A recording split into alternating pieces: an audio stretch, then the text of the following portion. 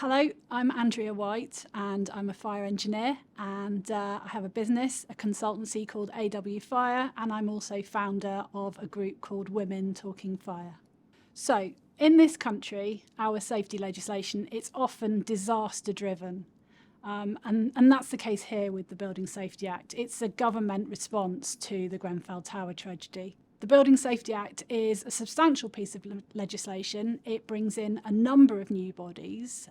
We now have the new Building Safety Regulator. We have the National Regulator of Construction Products, and we have the New Homes Ombudsman. And then during construction, the new legislation means that we have gateways 1, 2 and 3, and at those points the design of the building is going to be checked by the new BSR, the new Building Safety Regulator. We also have new duty holder roles during construction, and here specific responsibilities fall on duty holders such as the client, the principal contractor and the principal designer.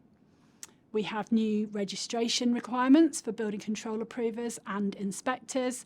And then we have a new requirement for a golden thread of information to be created.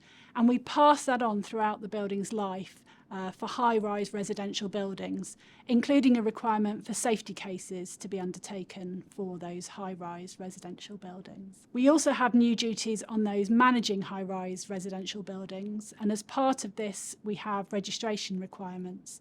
And that means that all high-rise residential buildings of 18 metres or more in height, or at least 7 stories, and which have 2 or more residential units, they have to be registered by the accountable person with the new BSR, the Building Safety Regulator. If we're talking about a fire safety strategy, then we're talking about a document that demonstrates how building regulations B1 to B5 have been complied with. And I think there are really 2 important elements here. Firstly, for the author, for the principal designer and for the client, they need to ensure that all aspects of B1 to B5 have been considered as part of that fire strategy.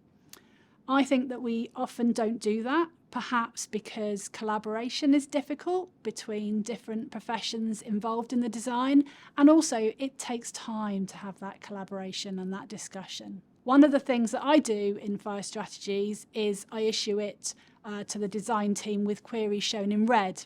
And when it gets issued, it makes it much easier to find the parts where I need further clarification or where we need to have further discussion.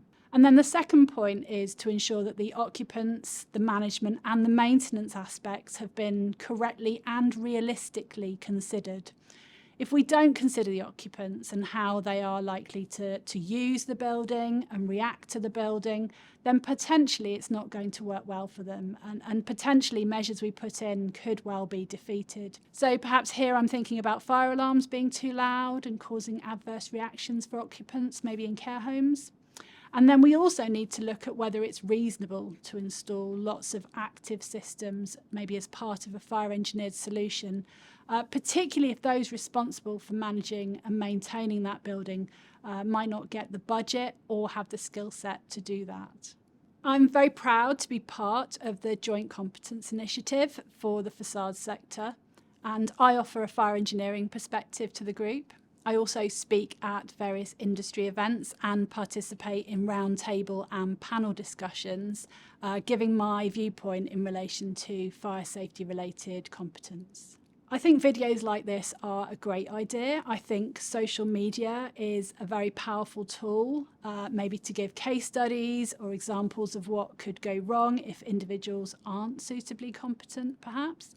And I think bringing together individuals from the sector and from related industries starts those conversations and begins to get people collaborating. And that's something I'm really keen to see more of. So competence is a really hot topic at the moment, and construction-related sectors are doing a lot of work to establish competence frameworks.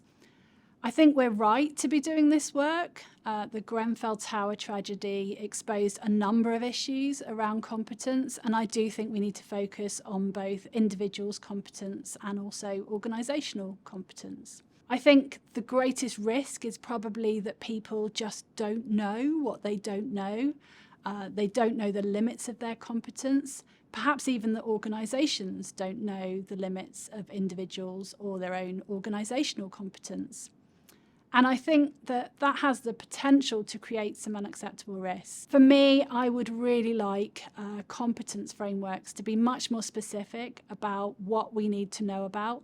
And for me right now, that's the missing part of the jigsaw puzzle that I would like to see us do more work on.